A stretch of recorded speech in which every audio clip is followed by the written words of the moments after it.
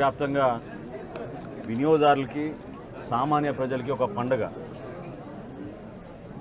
ముఖ్యమంత్రి గారి ఆదేశాలతో రాష్ట్ర వ్యాప్తంగా సామాన్యులకి అందుబాటులో ఉంచడానికి కోసం మా ప్రభుత్వం తీసుకున్న అనేక సంక్షేమ పథకాలతో పాటు వినియోగదారులకి నిత్యావసర సరుకులు సరైన ధరకు అందించాలనే ఒక ప్రయత్నం ఒక 10 రోజుల నుంచి మా డిపార్ట్మెంట్ అంతా కూడా కృషి చేశారు. అనేక ప్రాంతాల్లో రైతుల గురించి మేము కలిసినప్పుడు వాళ్ళ సమస్యలు మేము అర్థం చేసుకున్నప్పుడు ఉప ముఖ్యమంత్రి గారు పవన్ కళ్యాణ్ గారు కాకినాడలో కూడా మేము రైతులకి ధాన్యం కొనుగోలు విషయంలో అన్యాయం జరుగుతున్న దానిపైన ఆ రోజు కూడా మేము పోరాటాలు చేశాం. గిట్టుబాటు ధర, కనీస మద్దతు ధర అనే 2 అంశాలపైన రైతుకి ఎక్కడ అన్యాయం జరగకూడదని చెప్పి మా శాఖ నుంచి మేము గత ప్రభుత్వం సుమారు 36,000 కోట్ల రూపాయలు కార్పొరేషన్ ద్వారా రుణాలు తీసుకుని 1,650 కోట్లు బకాయిలు రైతులకు చెల్లించకుండా వెళ్ళిపోయింది.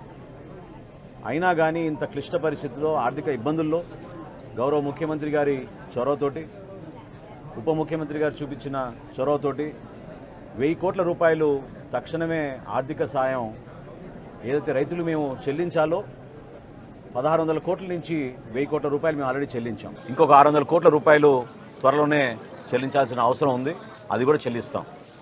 అందులో భాగంగా ఒక సమీక్షా సమావేశంలో ముఖ్యమంత్రి గారు ధరల గురించి ఒక స్థిరీకరణ తీసుకురావాలనే ఆలోచన వచ్చినప్పుడు అధికారులు మీ అందరం కూడా రాష్ట్ర వ్యాప్తంగా ఉన్న రైస్ మిల్లర్స్ని, హోల్సేలర్స్ని, రీటైలర్స్ని, సప్లయర్స్ అందరిని కూడా ఆహ్వానించి ప్రజలు ఎదుర్కొంటున్న సమస్యలపైన స్పందించాల్సిన బాధ్యత సమాజంలో మీకు ఉంటుంది.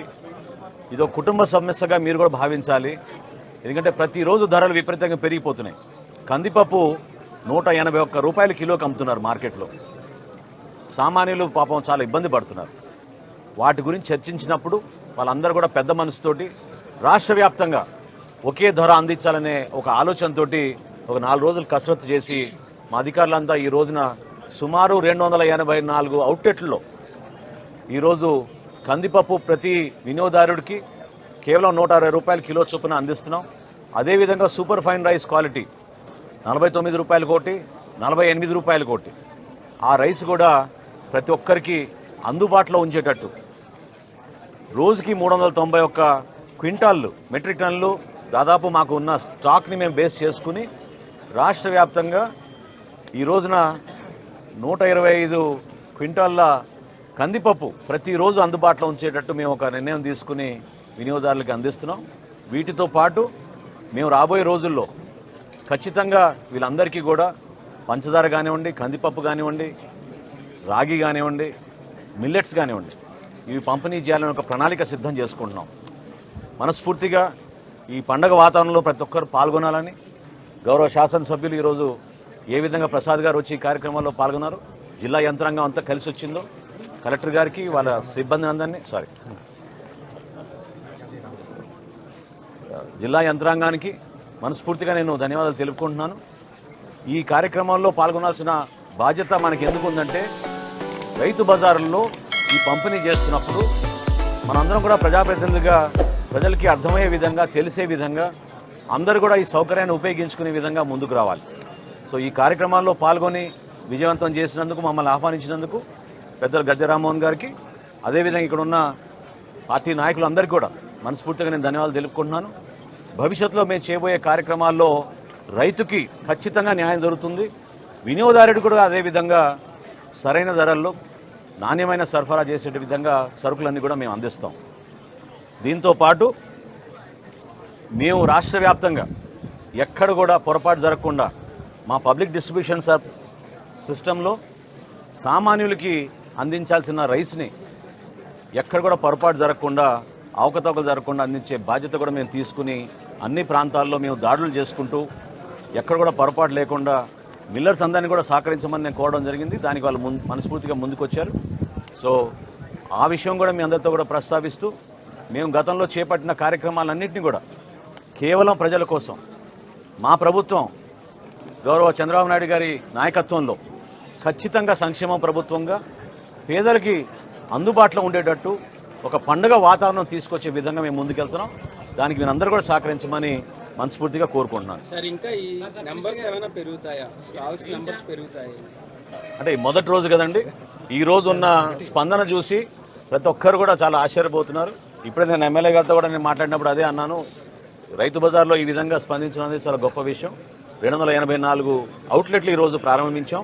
ఇది కేవలం రైతు బజార్లే కాదు, మన రాష్ట్రంలో ఉన్న హోల్సేలర్స్ అందరూ కూడా, రీటైలర్స్ అందరూ కూడా ఇదే ధరకు అమ్మాలనే ఒక నిర్ణయానికి వచ్చాం.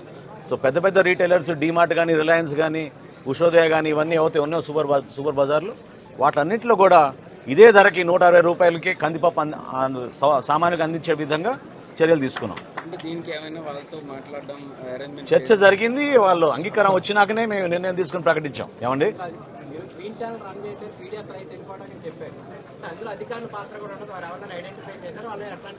ఒక్క కాకినాడలోనే ఈ రోజు వరకు మేము 43,249 మెట్రిక్ టన్నులు బియ్యాన్ని మేము సీజ్ చేశాం. దానిపైన సమగ్రమైన ఎంక్వైరీ జరుగుతోంది. స్థానికంగా ఉన్న కలెక్టర్ గారు, జాయింట్ కలెక్టర్ గారు, మా డిఎస్ఓ, డిఎం అందరూ కూడా ప్రతిరోజు దాడులు నిర్వహిస్తూనే ఉన్నారు. 43,000 మెట్రిక్ టన్నులు ఒక కాకినాడలోనే దొరికిందంటే ఏ విధంగా రాష్ట్ర వ్యాప్తంగా వీళ్ళు గ్రీన్ ఛానల్ మెయింటైన్ చేసుకుని ముందుకెళ్లారో మీ అందరికీ తెలుసు.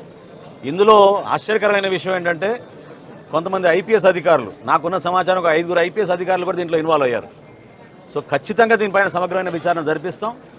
ఎవరైనా సరే దీనిపైన బాధ్యత తీసుకోవాల్సిన అవసరం ఉంటుంది. కాబట్టి నిజాయితీగా పనిచేసి పేదల కోసం అందించాల్సిన ధాన్యాన్ని, బియ్యాన్ని ఏ విధంగా వీళ్ళు కొల్లగొట్టారో దానిపైన ఖచ్చితంగా మేము యాక్షన్ తీసుకుంటాం.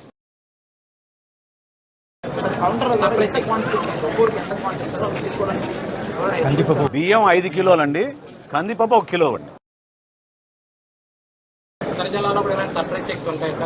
జరుగుతూనే ఉన్నాయండి, జరుగుతూనే ఉన్నాయి. ప్రతి జిల్లాలో కూడా జరుగుతున్నాయి. విజిలెన్స్ అధికారులు అప్రమత్తంగా ఉన్నారు, రెవెన్యూ శాఖ అప్రమత్తంగా ఉన్నారు. ఖచ్చితంగా దీనిపైన సమగ్రమైన విచారణ జరిపే విధంగా క్షేత్రస్థాయిలో ఎక్కడ కూడా పొరపాటు జరగకూడదు. పీడిఎస్ సిస్టమ్ ద్వారా అందించాల్సిన బియ్యాన్ని పేదవాడికి అందించాలి. అంతేగాని దళారుల కోసం కొంతమంది రాజకీయ నాయకులు వాళ్ళు వేల కోట్లు సంపాదించిన దాన్ని మాత్రం మేము ఖచ్చితంగా దానిపైన సీరియస్ యాక్షన్ తీసుకుంటాం.